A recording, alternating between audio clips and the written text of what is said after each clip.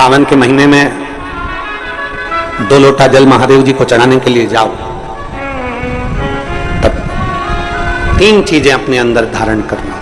पहले नंबर का तो 2 लोटा जल जब घर से लेकर जाओ तो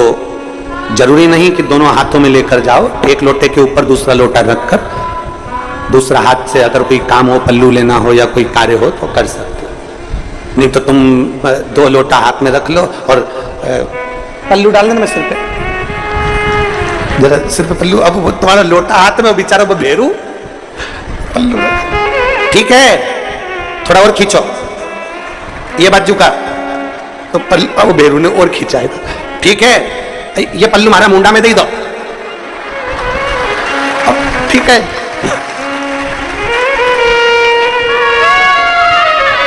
और थोड़ी दूर चली और याद आ गया, ओ बाप, इतने में भेरू ने कहा क्या हो गया, क्या हुआ? वो हमारे फूल माला की पन्नी तो ही रह गई, जरा उठाओ, उठाओ जरा, ये ले, कमर में खोसी दो, खोसी दो,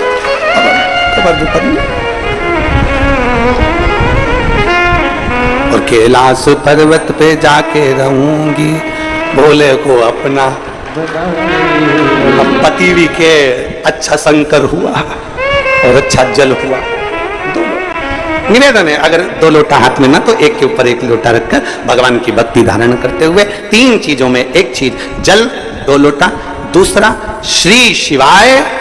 नमस्तुभ्यम का जाप पूरे सावन के महीने में से कम 5 दिन ऐसे निकालना कि बेलपत्री के पेड़ की छांव में बैठकर हम श्री शिवाय नमस्तुभ्यम की कम से कम 1 माला जरूर कर लें, जरूर। और मान लो अगर बेलपत्री का पेड़ नहीं मिले, तुम्हारे आसपास में नहीं मिले, तो फिर एक काम करना, शंकर जी के मंदिर की बेलपत्र मिली जाए, उसको सिर पे, हमारे यहाँ कहते हैं आंवले के वृक्ष का जब आंवला नवमी आती है ना, तो आंवला नवमी आती है और आंवले के पेड़ के नीचे जाकर भोजन नहीं कर सकते, आंवले के वृक्ष के नीचे नहीं जा सकते, तो आंवले के वृक्ष की पत्ती को सिर पे रख के भोजन कर लो, तो कहते हैं कि हजारों अश्वमेध यज्ञ के पुण्य के बराबर, भंडारे के बराबर भोजन प्राप्त हो जाता है। आंवले के वृक्ष की पत्ती, तो वो बेलपत्र भी मस्तक पर बाबा को प्रणाम कर कर फिर वही बेलपत्र का आनंद करते हुए भाव से उस बेलपत्र को मात्र शीश से लगा ही लिया ना, मस्तक पर चढ़ाई लिया ना, तो भी भगवान की विरल भक्ति प्राप्त हो सकती अविरल। और मान लो बेलपत्र भी ना मिले तो बेलपत्री के वृक्ष की थोड़ी सी मिट्टी अपने मस्तिष्क पर लगाकर मस्तक पर चढ़ाकर भी हम जाप कर सकते हैं। बेलपत्र के वृक्ष की मिट्टी का भी चंदन हम लगा सकते, चंदन। हमने एक बार पहले पीठिका होती है, इस पीठिका में एक देखो, इसको इससे समझो, ये जो पीठिका है, ये पीठिका माता पार्वती जी का हस्त कमल, इस पीठिका, ये भगवान शंकर का शिवलिंग हो गया। ऊपर से जो जलाधारी में से एक एक बूंद पानी नीचे टपकता है, वो भगवान शंकर की 5 बेटियां जया, विषहरा, शामलीभारी, दौतली और देव। और इस पीठिका के सम्मुख में जहां से पानी नीचे गिरता है, जहां से ये जो भाग आगे जाके होता है, जहां से पानी नीचे गिरता है, इसके राइट में श्री गणेश जी, लेफ्ट में श्री कार्तिकेय जी, और मध्य में एक मोटी सी, प्रत्येक शंकर के शिवलिंग की जलाधारी में एक मोटी सी बीच में एक लाइन होती है, मोटी सी, वो स्थान अशोक सुंदरी का होता है, वो स्थान अशोक सुंदरी का होता है, उसको अशोक सुंदरी का स्थान। जब विशेष बहुत आपको लग रहा है कि ये कार्य होने वाला नहीं है, और विशेष अगर कोई कार्य, और बहुत समय अगर आपके निकल भी गए हो, बहुत समय आपका लग गया और वो कार्य नहीं हो रहा, 5 बेलपत्र अशोक सुंदरी वाली जगह पर जब आप चढ़ाएंगे, तो ये डंडी का जो भाग है, ये डंडी का भाग जहां से पानी बहता है, जहां से जल बहता है,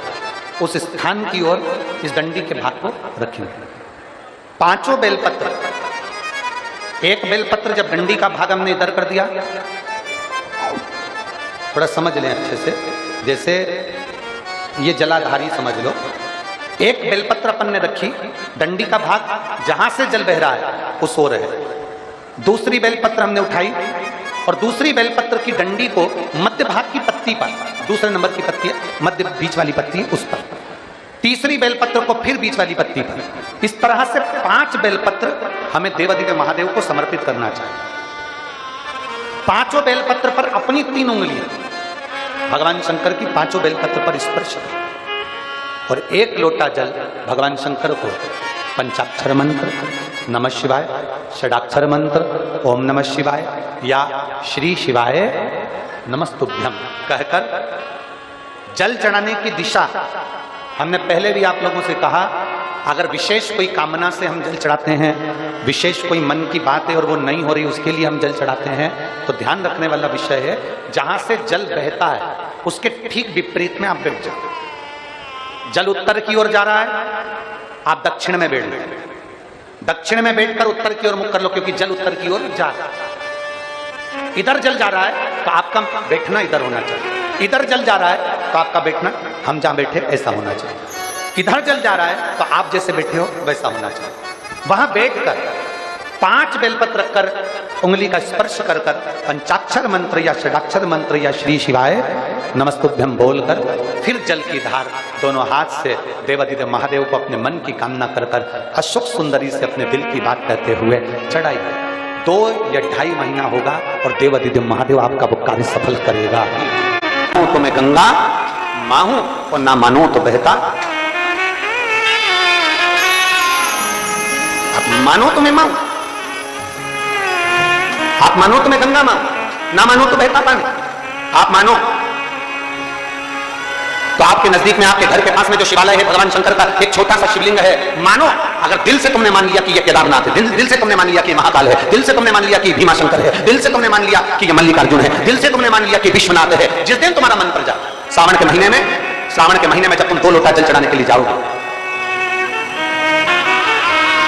श्रावण के महीने में जब तुम 2 लोटा जल चढ़ाने के लिए जाओगे और 2 लोटा जल तक तुम अपने हाथ में लेकर चढ़ाओगे, जिस दिन तुम्हारा चित्त में मन में आ जाए कि आज मैं विश्वनाथ नहीं गई हूं, मैं सावन के महीने में मैंने विश्वनाथ का दर्शन नहीं करा है, सावन के महीने में मैं काशी नहीं गई, सावन के महीने में मैं गंगा के घाट पर नहीं गई, जिस दिन सावन के महीने में तुम्हारे मन में आ जाए 2 लोटा जल लिया, शंकर जी को चढ़ाते हुए अपने मन में विचार कर लिया कि मेरे विश्वनाथ मैं तुम्हारे दरवाजे पर नहीं आ सकी, पर मेरे जल में अगर बल होगा तो इस जल को आप वहां से यहां पर स्वीकार कर लोगे। तो विश्वनाथ अमरनाथ में, आज शिव को भीमा शंकर में, आज शिव को मल्लिकार्जुन में। और फिर निवेदन करूंगा, जिस बहन को 19 और 20 साल तक भी औलाद नहीं हुई हो तो कृष्णेश्वर महादेव का नाम लेकर 2 लोटा जल, तुम्बकेश्वर महादेव का नाम लेकर मेरे भोलेनाथ जी के मंदिर की सफाई करना। अब कीचड़ चालू हो जाएगा, पानी चालू हो जाएगा, सावन का महीना चालू हो जाएगा, अपने साथ एक कपड़ा लेकर जाओ, बाबा के मंदिर को पूरा साफ कर, बाबा के शिवलिंग का स्नान कर, बेलपत्र निर्माल्य जितना पड़ा है उसको उठाकर कहीं विसर्जन के लिए, किसी नदी तालाब बावड़ी में नहीं, किसी कुएं में नहीं, निर्माल्य तालाब में, नदियों में, बावड़ी में डालने के बाद वो निर्माल्य सड़ता रहता है, नदी नाले का पानी सूखता रहता है, उसमें कीचड़ इकट्ठा हो जाता है, उस निर्माल्य को इकट्ठा करो, गाड़ी में भरो, किसी एक खड्डा खोदकर वहां दबाकर उसकी खाद तैयार करो और बाद में बेलपत्री के वृक्ष के नीचे उसको डालते रहो। और ध्यान रखना कि निर्माल्य हमें नदी तालाब बावड़ी कुएं में नहीं डालना, उसको एकत्रित करना। शिव के मंदिर की जितनी सफाई कर सकते हो, शंकर के मंदिर को जितना साफ कर सकते हो, शंकर के मंदिर को जितना निर्मल कर सकते हो उतना कर। अपने मन में एक भाव बना लो,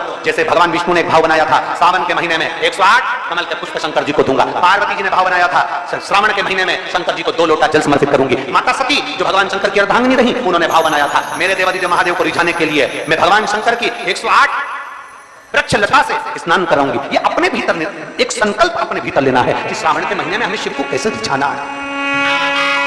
शंकर को कैसे प्रसन्न करना, शंकर को कैसे प्रकट करना, शंकर को कैसे प्राप्त करना, शंकर को कैसे अपना बनाना, शंकर को अपने करीब में कैसे लाना है, शिव को अपना कैसे बना। वो कर्जा नहीं देता, खुद कर्जे में रहता है और उसका नाम महादेव है, शिव है, शंकर है, वो घर दो। चलो ठीक है, मेरा पैसा वापस कैसे आएगा? हमने कहा देखो पहले समय अच्छा चल रहा था ना, हाँ पत्नी भी थी, हाँ बच्चे भी थे, हाँ परिवार भी था, हाँ भाई भी साथ में थे, हाँ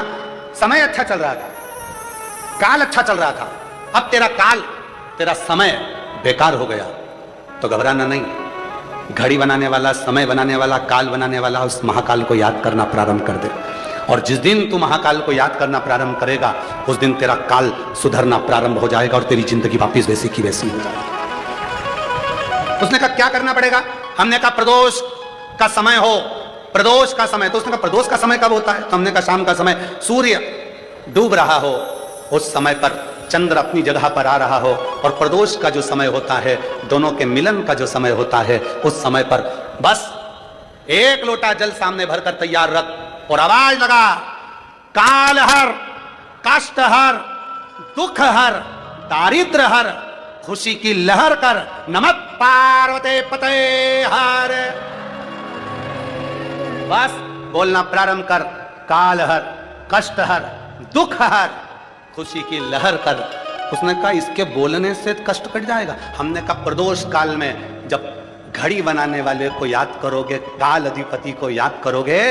और चिल्लाकर जब उससे पुकार करोगे, बच्चा रोता है तो माँ गोदी में लेकर दूध पिलाती है, छोटा बच्चा जिद करता है तो पापा फिरकी भी दिला देते हैं, छोटा बच्चा रोता है तो दादी फिंगर बनाकर रोटी का गुट्टा दे देती है। और तू अगर दिल से पुकारेगा, काल हर, कष्ट हर, दुख हर, दारिद्र हर, खुशी की लहर कर, नमः पार्वती पते हर। जब तू बोलना प्रारंभ करेगा तेरा कष्ट भी हरेगा, काल भी हरेगा, दुख भी हरेगा, दारिद्र भी हरेगा और खुशी की लहर करेगा। उसने नियम बना लिया, शाम के समय पर चिल्लाता, शिव जी को आवाज लगाता, शिव जी को। आप कभी विवेक विहार जाएं कॉलोनी में तो वहां पर, वो गली नंबर मेरे स्मरण में नहीं, वहां जाकर पूछेंगे कि भाई शाम को प्रदोष काल में कोई चिल्लाता है क्या? कहाँ एक आवाज आती है इसकी छत पे से, काल हर, कष्ट हर, दुख हर, वहां से आवाज आती है। कर्जे में हो गया था, अब वापिस 3-3 फैक्ट्री का मालिक हो गया क्योंकि काल चक्र घूम गया, वापिस काल चक्र। किसकी सामर्थ्यता है? पैसा देने वाला पैसा दे सकता है पर समय चेंज नहीं कर सकता, धन देने वाला धन दे सकता है पर कष्ट आपका मिटा नहीं सकता, दरिद्रता नहीं मिटा सकता। धन दे देगा, संपदा दे देगा, सर रोग को नहीं मिटा सकता, हॉस्पिटल में अटैची लेकर खड़ा हो जाएगा, पर रोग मिटाने की जवाबदारी भी उसकी है, कष्ट मिटाने की जवाबदारी भी उसकी है। जब हम उससे कहते हैं काल हर, कष्ट हर, दुख हर, दरिद्र हर, हे प्रभु खुशी की लहर कर, जब उससे कहते हैं तो वो ध्यान देता है कि मुझे पुकार रहा है, मुझे आवाज लगा रहा है, और फिर वो आता है और ऐसा काल चक्र घुमाता है